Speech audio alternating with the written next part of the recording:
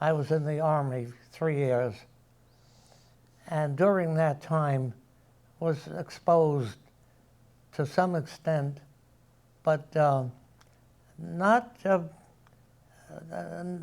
really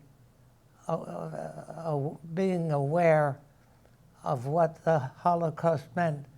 But when I realized what it had meant to a whole fragment of history and the world, so on, there was an element of, well, I'll show them.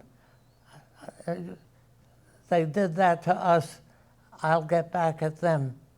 And that played a part in how I came around and my rediscovery of something that had passed me by, or vice versa, for 50 years.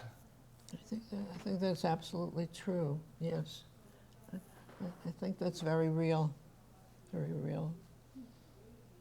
Can you tell me more about that?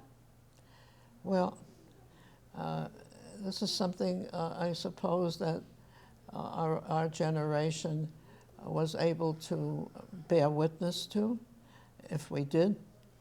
My daughter once wrote a poem about that. I mean, that was our job, to be witness to what was going on.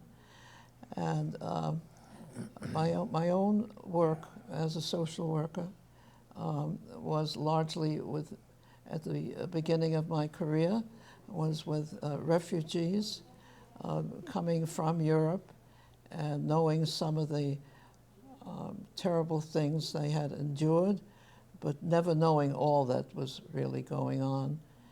And the horror of what had happened to a people with a culture and a life made us more aware of our own responsibilities as Jews, as people who spoke a language, who had a culture worth holding on to, who had literature worth getting to know.